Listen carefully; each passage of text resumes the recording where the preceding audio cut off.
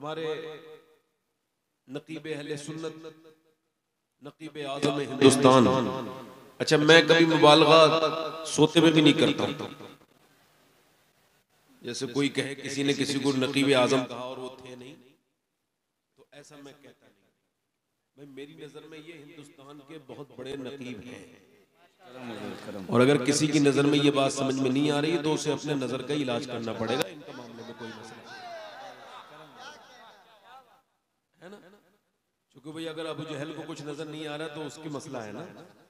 पहले अबू बकर वाली नजर लाएगा तो सब कुछ नजर आ जाएगा, है ना। हाँ।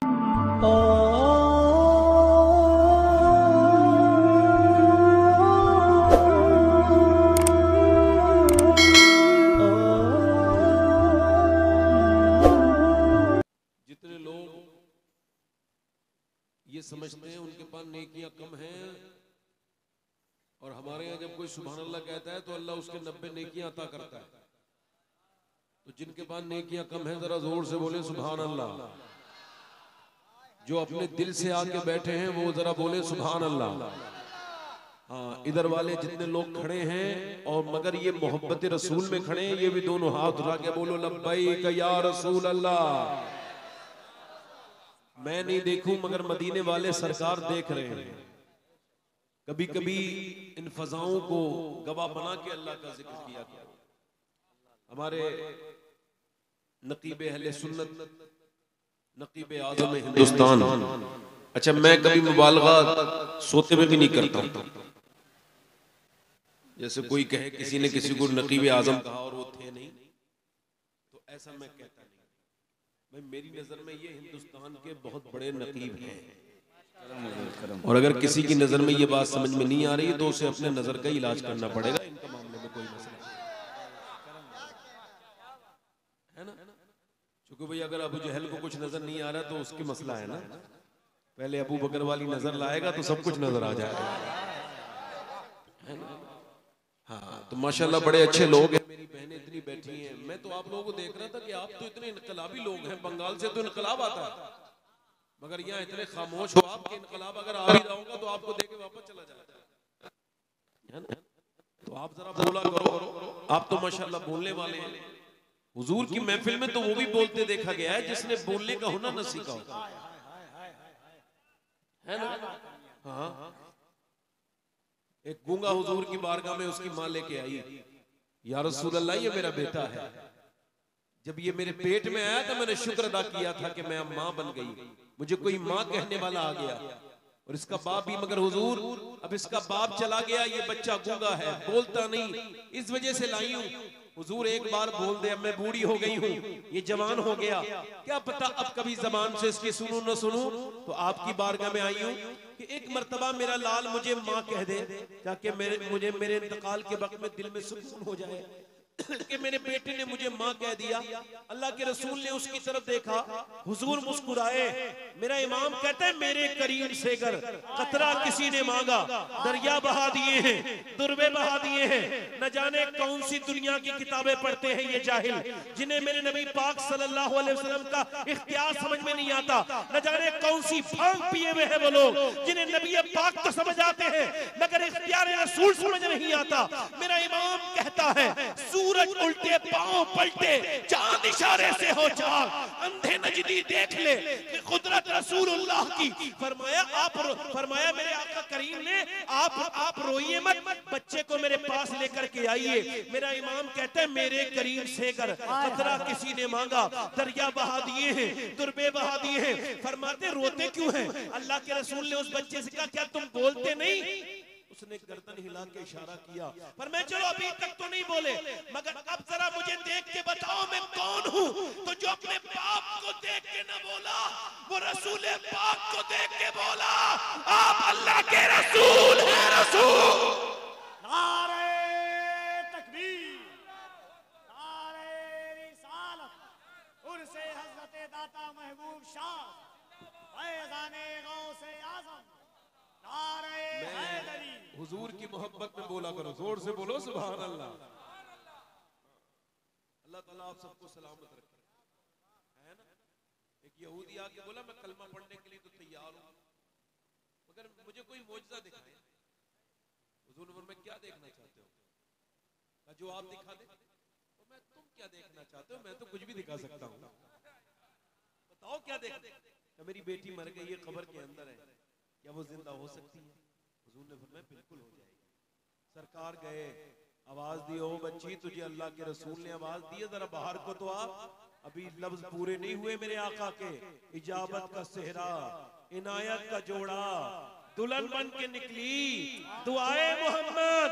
मेरे आका करीम ने अभी लफ्ज पूरे नहीं अदा किए हैं कि कब्र के अंदर हरकत शुरू हो गई और फिर मिट्टी में जुम्बिश हुई। आधी मिट्टी इस तरफ गिरी, आधी इधर गिरी। बच्ची बाहर आई और बोली लब्बैक या रसूल अल्लाह। लब्बैक लब्बैक बोलो, दोनों हाथ लब्बैक आगे। लब्बैक या रसूल अल्लाह, लब्बैक लब्बैक लब्बैक या रसूल अल्लाह, लब्बैक। मैं ऐसे तकरीर शुरू करता नहीं हूँ, मगर आज ऐसे की। मगर ये मेरे भाई, मैं आपसे कह रहा हूँ, हुजूर से मोहब्बत का ये अंदाज नहीं है कि सरकार के नाम पे नारे लग गए, अजान हुई तो घर में बैठे रहे। क्या बात है। सहाबा ने सिर्फ लब्बैक के नारे नहीं लगाए हैं, सहाबा ने जब अजानें हुई हैं तो काम छोड़ के मस्जिद में भी दाखिल। हो सकता है मेरी जिंदगी की आखिरी तकरीर चल रही हो, मैं हर तकरीर को यही समझ के करता हूं, ई को थोड़ा कम करें, क्योंकि मेरे साथ कुछ ऐसे मामलात अल्लाह का फजल हो गए कि जिससे मुझे अपनी मौत अब करीब लगती है, दूर नहीं लगती। और मोमिन वही है जो अपनी मौत को करीब समझे। थोड़ा सा इसका ई को कम करें, माइक बहुत अच्छा है, ई को कम करके आवाज ठीक है। मेरे दोस्तों, इस वजह से अगर कोई ऐसा आदमी तकरीर सुनाने आया हो जिसकी जिंदगी की आखिरी तकरीर हो, तो आपको सुननी चाहिए नहीं? बोलो सुननी चाहिए कि नहीं? बोलो सुननी चाहिए। अच्छा ये बताओ, अगर मेरी तकरीर ये आखिरी हो सकती है तो आप में से सुनने वालों में कोई एक बंदा तो ऐसा बैठा होगा जो आज के बाद फिर कभी वो नसीहत ना सुन पाए और कब्र में चला जाए।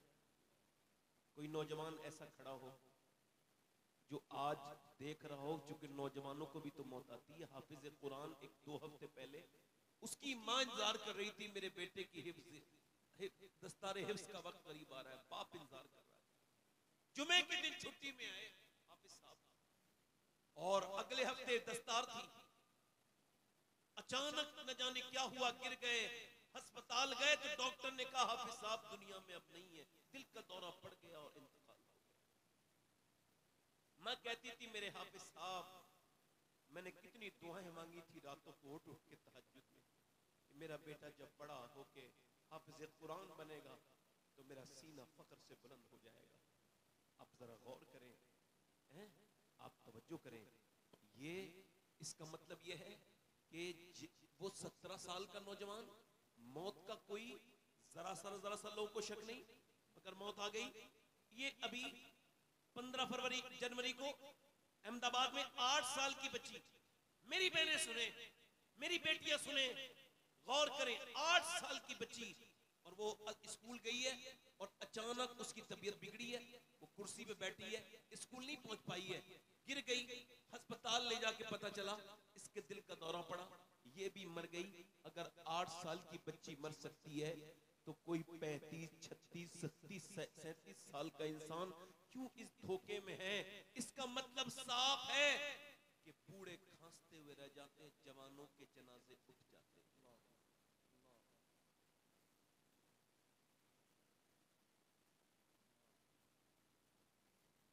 मेरे भाई, कुछ लोग हंस रहे थे, कहकहा लगा रहे थे।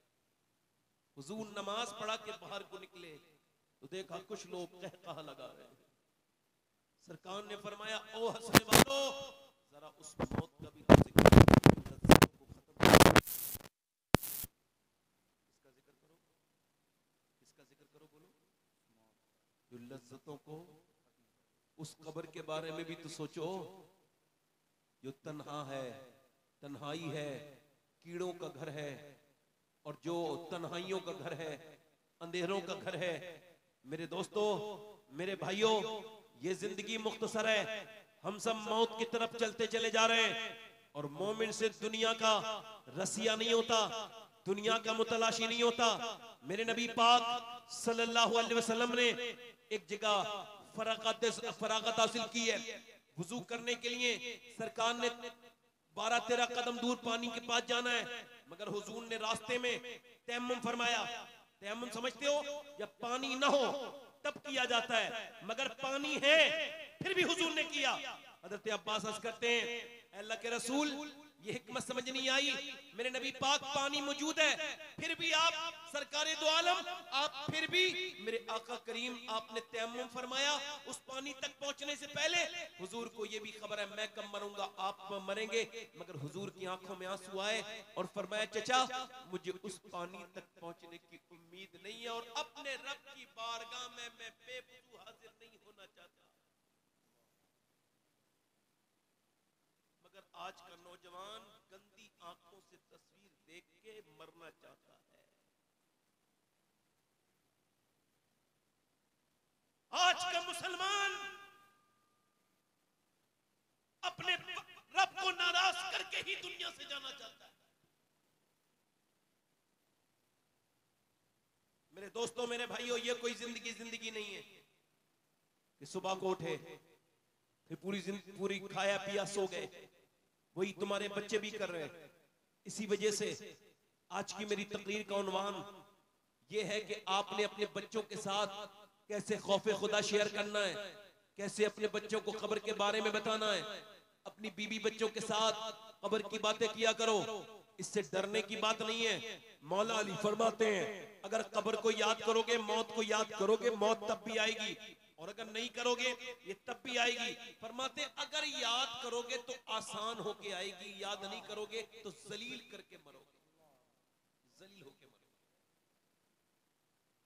मेरी तकरीर वो बिल्कुल ना सुने जिनको ये लगता है कि उनको मरना नहीं है, जो अपना जहन ये बना के पहले ही बैठा हो कि नहीं मुझे अभी 20 साल के बाद मरना है। खुदा की कसम मेरी तकरीर का कोई असर नहीं।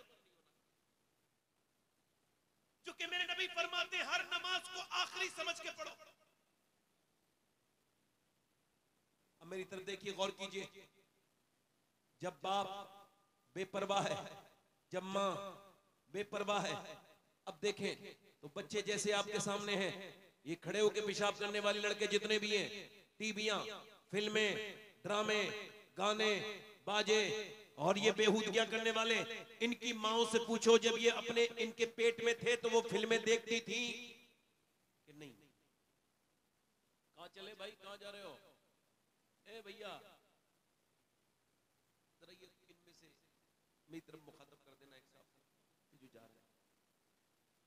भाई कहां जा रहे हो? हम तो आपके लिए 2000 किलोमीटर का सफर तय करके हैं।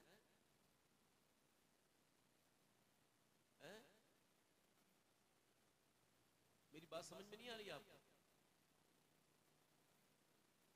नहीं जाने दीजिए, मैं तो ऐसे पूछ रहा हूं कि हालांकि इंतजामिया से जो मेरी बात हुई थी तारीख देते वक्त, मैंने कहा था 12 बजे तक अगर माइक दे सकते हैं तो जब तारीख लीजिए, वरना कहीं और दे दूंगा। तो वो तो इन्होंने पूरा नहीं किया, रात ज्यादा कर दी, इसी की वजह से ही।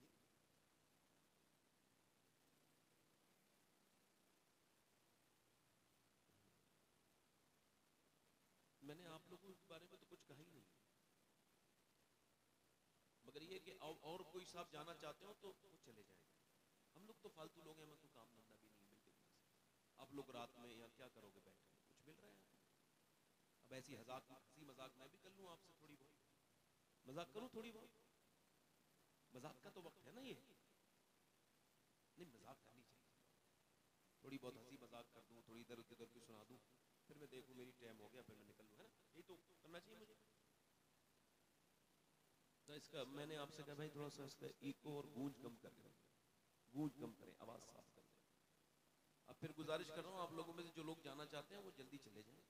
बीच में से कोई उठेगा तो मुझे अच्छा नहीं लगेगा, मैं उसे रोक तो नहीं पाऊंगा। मेरे जैसे आदमी की तकरीर करानी हो तो बिल्कुल 11 बजे माइक दे दो, कर लूंगा। तब 12 बजे के बाद मैं जबरदस्ती करता हूं, अपनी तबीयत पर जबर करके करता हूं। मेरा दिल कह रहा होता है मैं उल्टी सीधी बातें करूं, मगर फिर मैं तकरीर करता हूं मिजाज के खिलाफ। और फिर जब लोग सुनते नहीं है, एक दो लोग उठने लगते हैं, तो फिर मेरा जो अंदर से एकाग्रता जो है मेरी, जो मेरा रिदम है वो टूटने लगता है और फिर मैं तकरीर नहीं कर पाता। अब आप में से कोई जाना चाहता हो, चले जाओ। मैं अर्ज कर रहा था आपसे, मेरे भाई मेरी बहनें बैठी हैं कसीर तादाद में, चलिए उनको नियत करके सुना देता हूँ कि हमारी जिंदगियां और हमारे बच्चों की जिंदगियां सब ऐसा लगता नहीं कि हमने कोई प्लानिंग की है।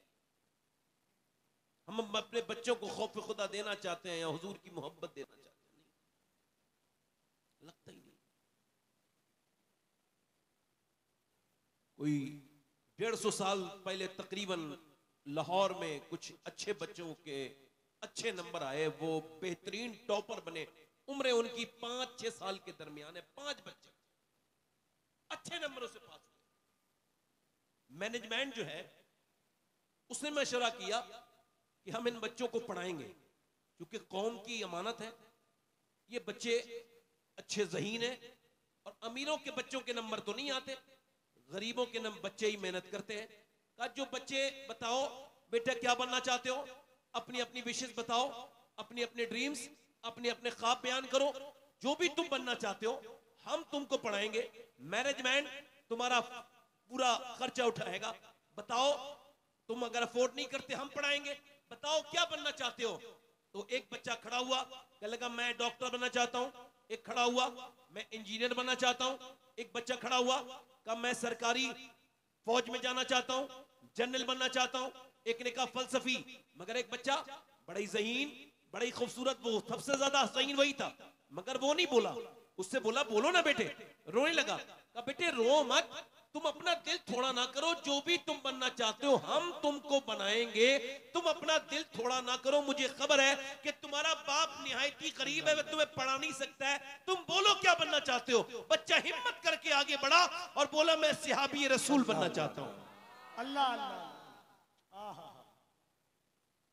मास्टर ने हैरत का इजहार किया कि सहाबी तो वो होता है जो हुजूर के जमाने में पैदा होके ईमान ला, ईमान पे रुखसत हो जाए, मगर तुमने ये कैसे कह दिया। कहने लगे ये मुझे नहीं खबर था, ये बात मुझे खबर नहीं थी, इस बात का मुझे इल्म नहीं था।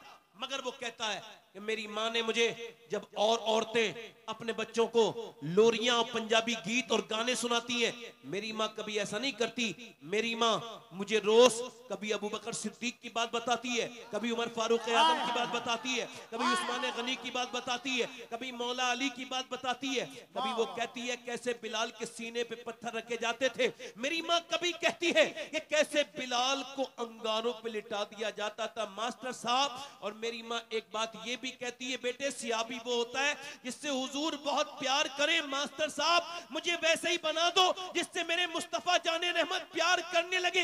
ये कह के बच्चा रोया तो मास्टर ने उसकी पेशानी चूम के कहा मेरे लाल, तेरी माँ ने इतनी बेहतरीन तेरी बुनियाद रखी है कि तू बहुत बड़ा आदमी बनेगा। सिहाबी तो नहीं बनेगा मगर आदमी बहुत बड़ा बनेगा।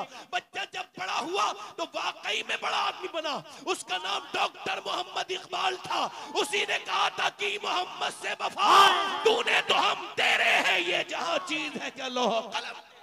नारे तकबीर, जरा दोनों हाथों को उठाकर नारे तकबीर, नारे रिसालत, मज़हबे इस्लाम, लोह कलम।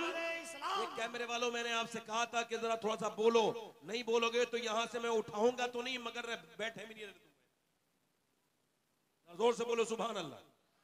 हाथ आवाज आनी चाहिए आपकी। आप बीच में आगे खड़े हो गए, यहां से लाइन हो गई मफलूज, यहां से 2 मिनट के हट के लिए दिखाओ। ये सब ना बोले तो कह देना। आप ऐसे आगे बुत बन के बैठ गए कि पीछे की जो पब्लिक है उससे हमारा कनेक्शन ही टूट गया।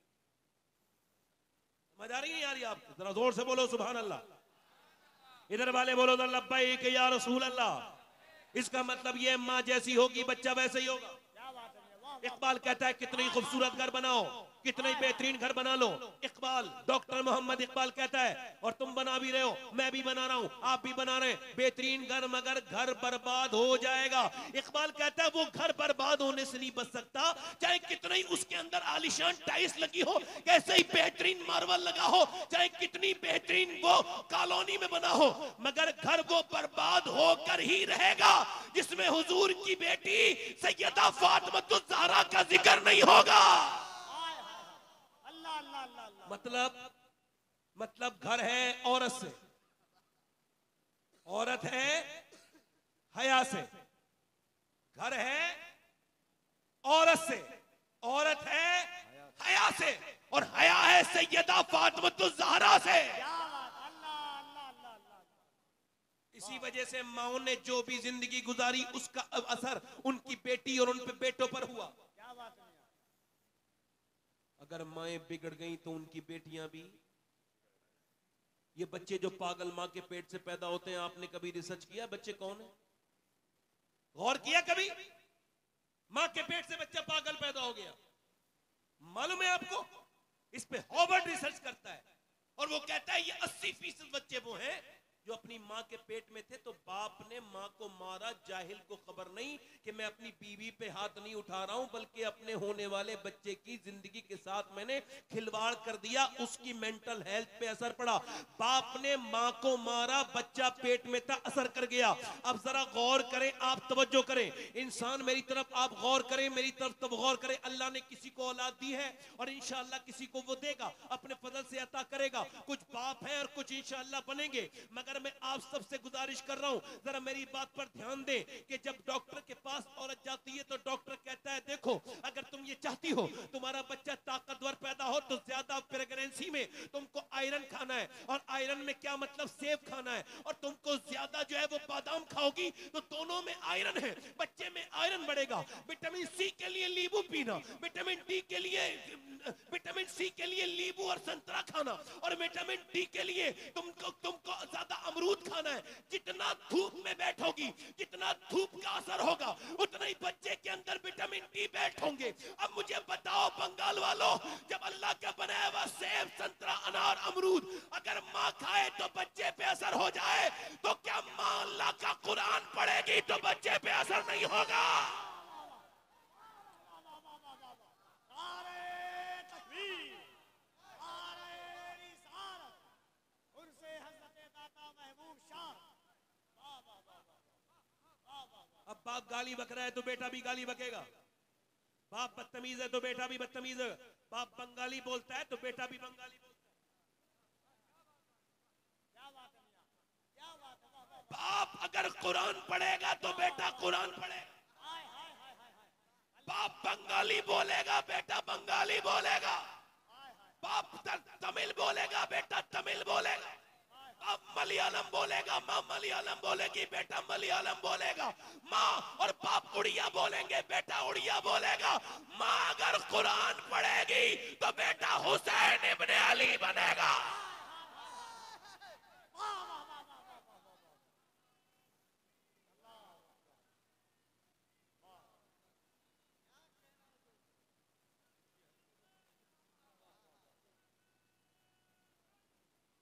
क्या बात, वाह वाह वाह वाह वाह।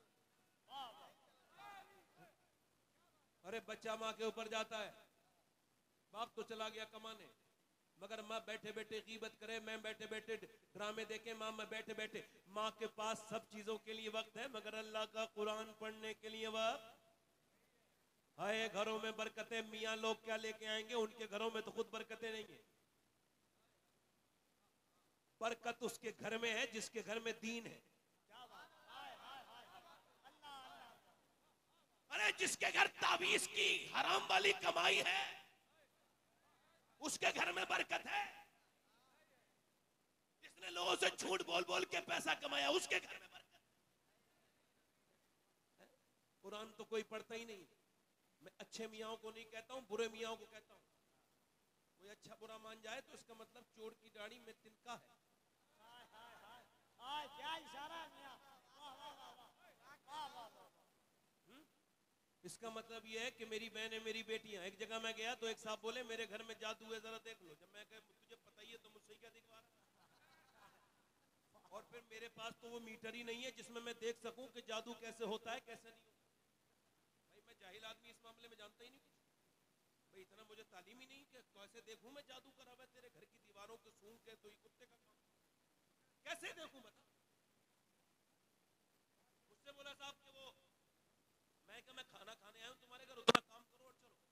लगा नहीं, उसकी बीवी ने भेज दिया तावीज, ये फला हजरत के फला खान का गए, फला फला फला फला फला तावीज फला का। हमारे घर में कोई फर्क नहीं पड़ा।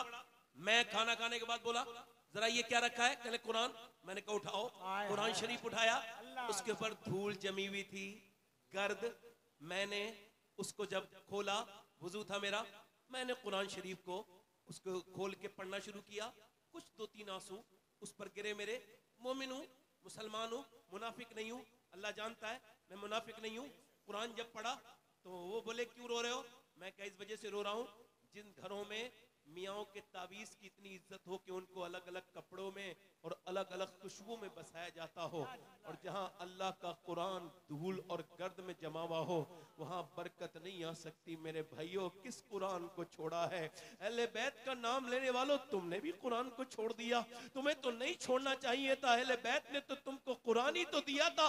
हुसैन ने करबला के मैदान में सर कटाने के बाद कहा था, ओ मेरे मानने वालों, मेरा सर कट गया फिर भी कुरान मुझे याद है।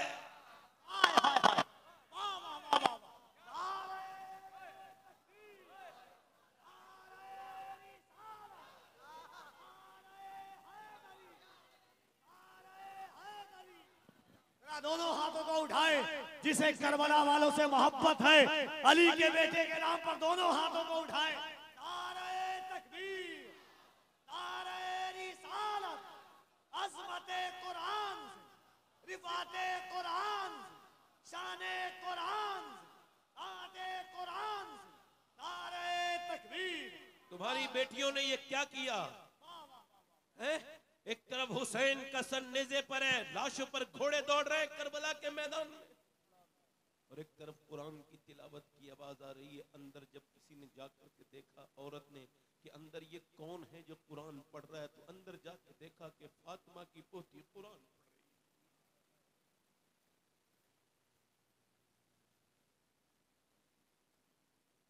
फातिमा बिनते हुसैन कुरान पढ़ रही थी, उधर बाप की लाश पर घोड़े दौड़ रहे थे। तुम अहले बैत के मानने वाले हो, मुंह दिखा सकते हो अहले बैत को? तुम्हारे घरों से कुरान की तिलावत की आवाज नहीं आती।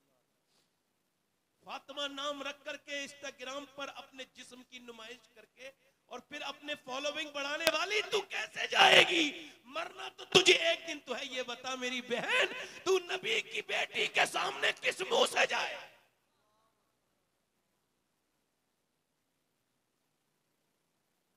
लोग ऐसे हम मुझसे उम्मीद रखते हैं कि मैं अल्लाह का शुक्र है किसी भी वक्त में, किसी भी सूरत में सैयदना गौसुल आजम के करम से तकरीर कर सकता हूं, मगर मेरा दिल नहीं कहता उस तरफ जाने का। मैं आप सबसे पूछना चाहता हूं, जब मुसलमान लड़कियां गैर मुस्लिमों के हाथ में डाल के वीडियो उनके वायरल होने लगे, और उस वक्त भी तो कौम सुकून से सो रही हो, तो कल कयामत के दिन मेरे नबी को क्या जवाब देंगे? जब 10 लाख लड़कियां इस उम्मत की गैर मुस्लिमों के घरों में चली जाएं और किसी को कोई फिक्र न हो, तो फिर हम तकरीरों में आपसे दाद वसूल करने आए? मैं तो हाथ जोड़ने आया हूं इन बहनों और बेटियों से कि खुदा की कसम फेंक दो वो तुम्हारे मोबाइल जिन्होंने तुम्हें इस मजहबी तर्ज से जुदा कर दिया। पकड़ लो कुरान, अल्लाह सब देख रहा है। वो रात में मोबाइल पे गैर महरम से बात करते हुए औरत को भी देख रहा है, और वो रात में कुरान की अपने मोबाइल की स्क्रीन पर कुरान की तिलावत करने वाले को। इस मेले में आके जो लड़कियों को देख रहा है बदबख्त, उसकी उस पे भी नजर है, और जो इस मेले में आके हुजूर की मोहब्बत में रो रहा है उस पे भी।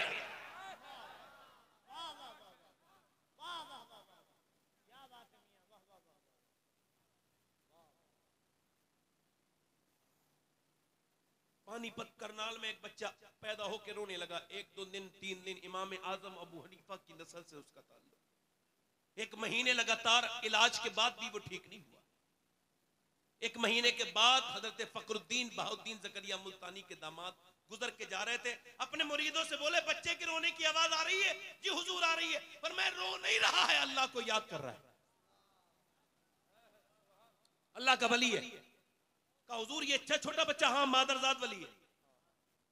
कहा कैसे? का चलो दिखाता हूं। दरवाजे पे जाके बोले कोई है? कहा जी मेरा बेटा है। कहा आपको मुबारक, आपका बेटा अल्लाह का वली है। का दिमाग को ठीक है तुम्हारा? बड़े मियां न सोया न सोने दिया, 1 महीने से परेशान हो, आप इसको वली कह रहे हैं? कहने लगे उसको बुरा ना कहो, मेरी गोद में लेके आओ। बच्चे को गोद में ला के दे दिया। अल्लाह के वली ने एक कान में कुछ पढ़ के दूसरे में कुछ पढ़ा, बच्चा खामोश।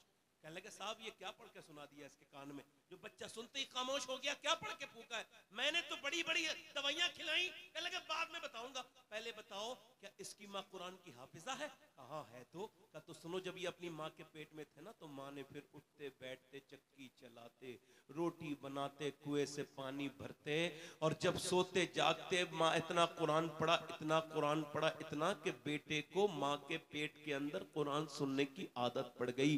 उस बच्चे की रूह की गिजा कुरान की तिलावत बन गई। जब माँ के बच्चा पैदा हुआ, माँ गंदगी में चली गई, जचगी में चली गई, कुरान उसने पढ़ा नहीं। बच्चे को कुरान की भूख लगी थी, तुमने उसको सुनाई, अपने तुमने उसको दवाइयां खिलाई। मैंने उसकी एक कान में एक आयत पढ़ी कुरान की, दूसरी में दूसरी पढ़ी, बच्चा खामोश हो गया। उसी बच्चे का नाम शरफुद्दीन बू अली शाह कलंदर पानीपती है। बाजारों में घूमने वालियों के यहाँ अच्छे बच्चे पैदा नहीं होंगे, गालियां बकने वालों के यहाँ पे अच्छे बच्चे पैदा नहीं होंगे, बेनमाजियों के घर नमाजी बच्चे पैदा नहीं हो सकते। और बोलो, दिल लग रहा है आप लोगों का? नहीं लग रहा था? जोर से बोलो सुभान अल्लाह। गैर मुनक़सिम हिंदुस्तान में एक चौधरी थे, उनकी 2 बीवियां थी। उनका नाम था बाज़ैद। 1000 बीघा जमीन, 100 नौकर, बड़े नाम वाला आदमी। 2 बीवियां तो थी, उसने तीसरी शादी कर ली, तो तीसरी बीवी उसे ठीक मिल गई। कभी कभी बीवी ठीक भी मिल जाती है, इसको तीसरी ठीक मिली। ये बात क्यों कह रहा हूं? इस वजह से कि उसकी बीवी नमाज पढ़ती थी, वो 2 नहीं पढ़ती थी, दोनों बेनमाजी थी, ये नमाजी। अच्छा, ये नमाजी भी थी, अल्लाह वाली भी थी। यानी नमाज पढ़ के अगर घमंड कर ले तो इंसान बेकार हो गया, किसी लायक नहीं है। और इंसान अगर नमाज पढ़ के आजिज़ी पैदा हो जाए तो समझो उसकी नमाज कबूल हो गई। अब देखो, नाक ना लगे तो नमाज नहीं होती है, ये क्या गलत है? अच्छा, नाक का क्या मतलब है? जब पेशानी लग गई तो हो जानी चाहिए थी, मगर उलमा कहते हैं नहीं नहीं भाई, नाक लगानी जरूरी है, मगर नाक के नहीं होगी। अरे क्यों नहीं होगी? अरे नहीं होगी भाई, हमें क्या पता नहीं होगी। अब बड़े उलमा है, उनसे पूछो तो वो उसकी सही हिकमत बताएंगे, मगर जो मेरे समझ में आई मैं समझा रहा हूं आपको। बड़े उलमा बताएंगे, मैं तो छोटा मोटा आदमी बता रहा हूं आपको। मेरे समझ में ये आया कि नाक का मतलब है इज्जत। किसी की नाक कटी भी नहीं होती, फिर भी कहते हैं फलां की नाक कट गई, फलां ने नाक कटा दी। किसी की नाक बहुत बड़ी भी नहीं होती, फिर भी कहते हैं बड़ी नाक वाला है। इसका मतलब है नाक है इज्जत की अलामत। जब तक सजदे में लगेगी नहीं नमाज होगी नहीं। इसका मतलब ये, जब तक घमंड होगा तब तक नमाज हो नहीं सकती, जब तक घमंड को रगड़ेगा नहीं नमाज होगी नहीं।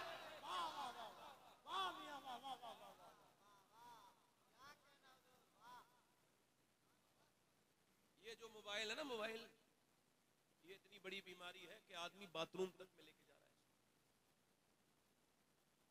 हाँ, और अगर यही हाल रहा तो अगले 10 साल में हर घर में एक पागल होगा, जिसे स्मैक की तरह इसकी आदत पड़ गई होगी मोबाइल की। हाँ, कैम्ब्रिज यूनिवर्सिटी ने ये कहा है कि जो औरतें अपने बच्चों को मोबाइल देती है रोते वक्त, वो उनको मोबाइल नहीं दे रही है, ड्रग्स दे रही है, जहर दे रही है। इसका बदला वो आगे चल के देख लेंगी और बच्चे पागल हो भी। इतनी बड़ी बीमारी है कि मैंने देखा स्टेज तक पे लोग छोड़ते नहीं, फेसबुक चला रहे होते हैं, उधर हुजूर का जिक्र हो रहा होता है। ये एक बार मने तो इनको पता चलेगा कितना नेक काम करके आए। समझ आ रही नहीं? समझ है कि नहीं? अब उसकी जो औरत है वो है नेक, इधर देखो वो है। अब उसने सोचा कि मुझे यार यहाँ कोई नमाज ही नहीं पढ़ता, ना उसकी बीवियां नमाज पढ़े, ना नौकर नमाज पढ़े, ना शोहर नमाज पढ़े। दम घुटने लगा। उसके घर में सब नमाज पढ़ते थे, नमाज का माहौल था, मगर उसने खाने नहीं दिए, तरकीब लगाई, दिमाग लगाया। इसी वजह से नसीहत करना बड़ा आसान है। नसीहत कब और कैसे और किन अल्फाज के साथ करनी है, ये सबसे मुश्किल काम है। इसी वजह से नसीहत करके इंसान को, कुछ ऐसे नसीहत करने वाले उनको खुद को नसीहत की जरूरत है, दूसरों को नसीहतें करते हैं, मामले बिगाड़ देते हैं, बहुत ज्यादा गुस्सा करते हैं, घमंड करते हैं, फिर वो करते हैं, इसी वजह से मामले बिगड़ जाते हैं। उसने कोई घमंड नहीं किया, उसने कोई झगड़ा भी नहीं किया अपनी और सौतनों से लड़ती कि तुम तो नमाज नहीं पढ़ती, मैं नमाज पढ़ती हूँ, झगड़ा करती नहीं करती, मगर नहीं, उसने दिमाग लगाया, नमाजी, उसने सोचा जब तक चौधरी नमाज नहीं पढ़ेगा और बच्चों वो लोग भी नमाजी नहीं बन सकते। तो चौधरी दूध पीता था, रात को दूध लेके जाता तो नौकर, उसने कहा तुम लोग दूध लेके नहीं जाओगे, मैं लेके जाऊंगी। दिमाग लगाया और दूध को बेहतरीन तरीके से गर्म किया, उसमें बादाम शदाम अच्छे से किशमिश डाली, मुनक्के, और उसके बाद उसमें दूध में डाला उसने गुड़ शुड़, और फिर लेकर के गई संभाल के, लीजिए चौधरी साहब, लीजिए दूध पीजिए। कहा मेरी नौकर लेके आता था दूध, तुम क्यों लेके आई हो? मेरी बीवियां कभी नहीं लाई, आप क्यों लेके आई? चौधरान हो, तुम क्यों लेके आई हो? कह लगे हुजूर मेरा ज्यादा हक बनता है आपकी खिदमत करने का, उस नौकर से ज्यादा आप लीजिए ना, दूध पीजिए। उसने अच्छे से कहा, उसने दूध पी लिया। कह लगे मैं आपके पांव भी दबाना चाहती हूँ। कहा क्यों? कहा अपने घर पे अपने अब्बा की अम्मा की खिदमत करती थी, अब आपकी खिदमत करूंगी, इजाजत दीजिए। कहा ठीक है। उसने जो है ना उसको इजाजत दे दी। अब वो पांव दबाने लगी, दबाना भी जानती थी, ऐसे पॉइंट जानती थी जिससे रिलैक्स फील करे इंसान। वो ऐसा नहीं, कुछ लोग दबाते हैं तो और दर्द कर देते हैं, उसने दबाया, बेहतरीन तरीके से दबाती रही। चौधरी को नींद आने लगी, रिलैक्स फील हुआ, सोने लगा। कह लगी चौधरी साहब आपको आ रही है नींद और मैं भी जा रही हूं सोने, अगर आप बुरा ना माने तो फजर की नमाज में उठा दो। एक औरत बिगड़ी हुई आ जाए तो घर बिगाड़ दे। इसी वजह से लोग शादी करते थे तो नानी तक चेक करते थे। हाँ, अब नहीं देखते, अब तो माल हो। अब हाजी जी को भी माल की जरूरत है, इंशाल्लाह यही माल का लालच तुझे इसी बहू के हाथ से जलील करवाएगा। हाजी जी थोड़े दिन का सब्र कर ले। अमीरों की लड़कियों की शादियां हो रही हैं, गरीबों की लड़कियां बैठी हैं। अमीरों ने खूब लंबे इंतजाम किए हैं, अब बेहतरीन खाने दाने, गरीब लड़की भी आ गई, चली गई, मगर सजदे में जाके बोली मालिक मेरा बाप तो गरीब है, 4 बहनें हैं हम, न बाप इतना कमाएगा न मेरी शादी कभी होगी। आज के जमाने में मुजाहिद है वो लड़का जो ऐलान करे मैं उसका हाथ इस महफिल में चूमने के लिए तैयार हूं, हालांकि मैं सैयद हूं, फिर भी वो चाहे किसी बिरादरी का हो, उसका हाथ चूम लूंगा। जो ये ऐलान कर दे कि मैं शादी जब करूंगा तो बगैर जहेज के सुन्नत के मुताबिक करूंगा, मुझे कोई खाना नहीं चाहिए, कोई शादी में वो जब कोई उसका पूछे कोई क्यों, कब मुझे शरीयत के मुताबिक नेक लड़की से शादी करनी है, कोई जहेज नहीं। बाप पूछे क्यों, का इस वजह से अब्बा मुझे अपने इमाम का ये शेर समझ में आ गया है। का कौन सा? का कौन देता है देने को मुंह चाहिए, देने वाला है सच्चा हमारा नबी।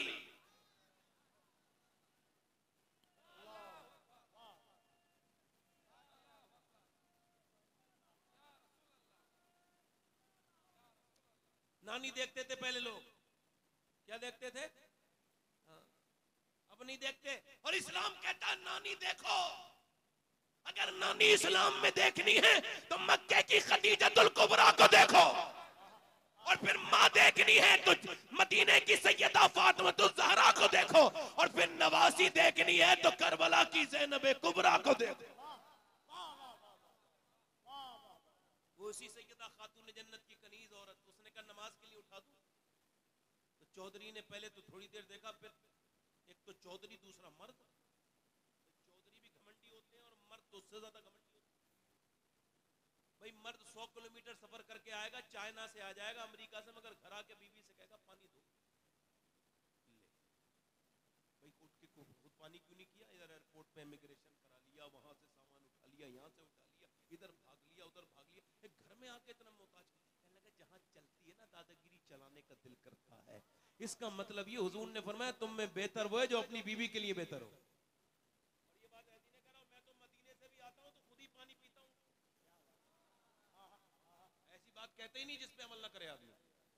बेवजह में पागल नहीं बनना चाहिए आदमी को। जोर से बोलो सुभान अल्लाह। अब उसने कहा नमाज के लिए उठाऊं, उससे बोला तू मुझे समझेगी, भाग यहां से। जलील कर दिया ना उसे, कर दिया ना, जल्दी बोलो। ये भी कह रहे हैं, ये भी कह रहे हैं, आप भी। ये बताओ जो बदतमीजी करे वो जलील है, जो बदतमीजी सहले वो जलील है? नहीं, जो कह रहे थे अभी वही कहो। जो गाली बके वो जलील, या जो गाली सुन के जवाब ना दे वो जलील है? अच्छा, जो गाली देने वाला जलील है या गाली सुनने वाला? सुनने वाला। माशाल्लाह, मैं तुम्हें ऑर्डर पे लाए हो, आप ऐसे दरियाफ्त नहीं होते आप जैसे। बिल्कुल सही कह रहे हैं। इस हिंदुस्तान में, इस बर्रे सगीर में यही जिहालत है कि बदतमीजी जो करे वो जो है ना, वो उस इज्जत वाला नहीं। नहीं, खुदा की कसम, इज्जत वाला वो है जो सब्र करे, जो अल्लाह के कुरान पे अमल करे। क्योंकि अल्लाह ने इज्जत उसे नहीं दी जो गाली बकता है। उस अबू जहल को अल्लाह ने इज्जत नहीं दी, अल्लाह ने उस अबू बकर सिद्दीक को इज्जतें दी हैं जो गाली सुन के जवाब नहीं देता है।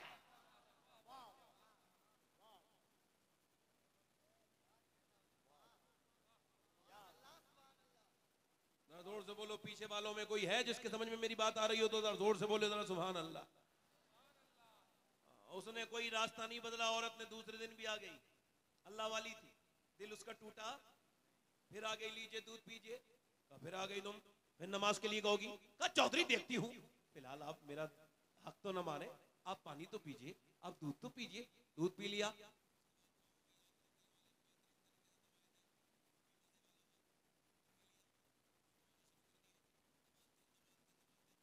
लगी नींद। फिर उसने कहा चौधरी साहब बुरा ना,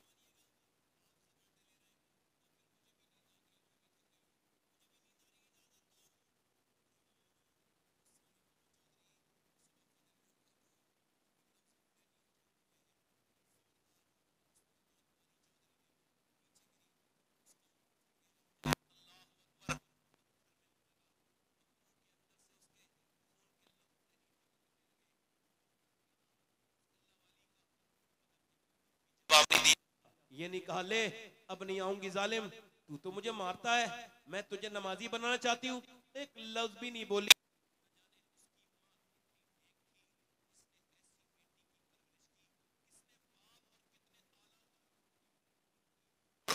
बाप कितना शरीफ होगा जिसने ऐसी बेटी की तरबियत की है। एक लफ्ज भी नहीं बोली, चली गई, आती रही, जाती रही, गालियां धक्के खाती रही। कई हफ्तों के बाद चौधरी ने कहा, ये बता चौधरी की बेटी है, जब से आई है गालियां खा रही है, मैं तुझे लाते मारता हूं और फिर भी तू ये नमाज के लिए मुझसे बार बार कहती, तुझे क्या लालच है? रो के बोली, चौधरी और कोई लालच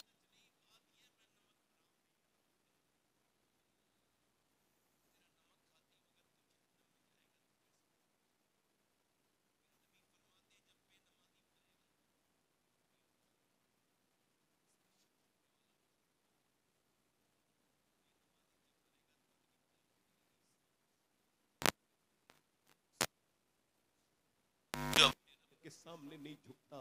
ओ चौधरी बेनमाजी कयामत के दिन फिरौन और नमरूद के साथ खड़ा होगा। मुझे तुझसे एक लालच है कि अगर तू बेनमाजी,